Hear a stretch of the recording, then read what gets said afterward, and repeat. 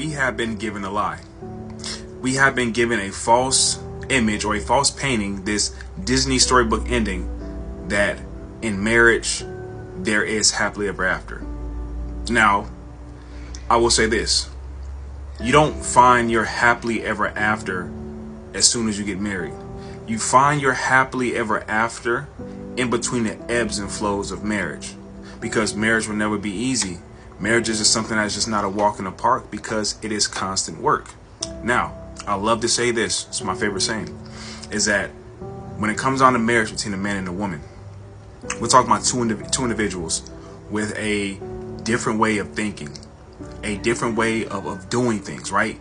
Different families, different backgrounds, different ways of being raised, different experiences, different traumas, different shortcomings, right? We are fallible, flawed, sinful, imperfect human beings, and now we are coming together to do life. That alone is difficult when you think about marriage. Because here's the thing, right? I'm trying to burst your bubble. You're never going to be happy all the time. Just like living life like a person who's not married and they're doing life like as you do life, there's times where life is going to be good and you're high, and there's times you're going to be low. And that's just what life is. It's the experience of being a human. You're up and you're down. It's the same thing when you're married, except you're not doing life by yourself. You're doing life with another person. So if you're coming into marriage with the goal of being happy, you've already failed. Doing life alone, right, by yourself as an individual, is already difficult as it is.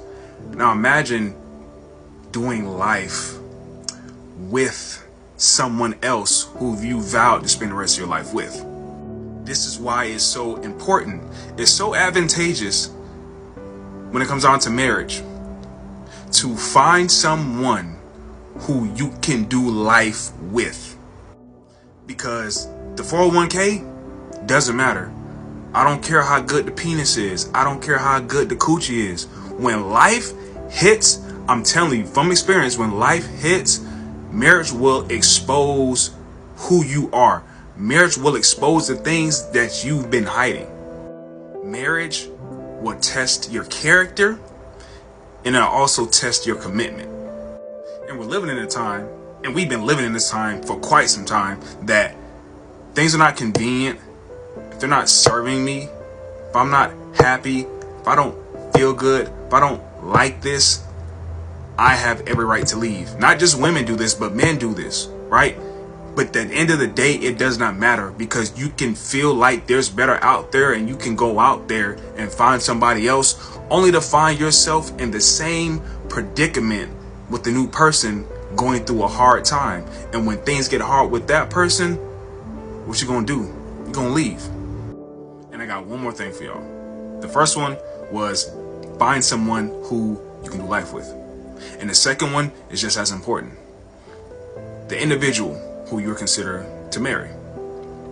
Ask yourself this: knowing their weakness, knowing their flaws, knowing the things that they're not good at, and understanding that this is an area in their life that they may never be the greatest at and that they're always going to struggle in. Are you okay with that, or is this a deal breaker? Because I'm here to tell you, there are going to be areas that you have and that other person has, and y'all are never going to be the greatest in that specific realm. Are you okay with saying, I know he or she will never be that great in that, but it's okay, I can deal with it because I'm strong in that area. So where they lack in, I can uplift them. Where they lack in, I can fill that space up and help them out in that area. Because let me tell you, when it comes down to marriage, there will be times, there will be seasons to where you're going to have to carry them and they're going to have to carry you. There are times you're going to be up here and they're going to be down there. And it's going to get switched. And they're going to be up here and you're going to be down there.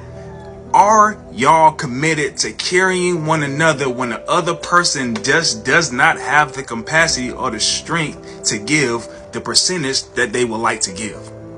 And as someone who is on their way to a divorce being finalized, the Bible says that God works together all things for good of those that love him and are called according to his purpose. So even in this unfortunate situation, God has taught me, and he's allowed me to learn so much about marriage that in my next marriage, I will be way more equipped than I was in my first marriage.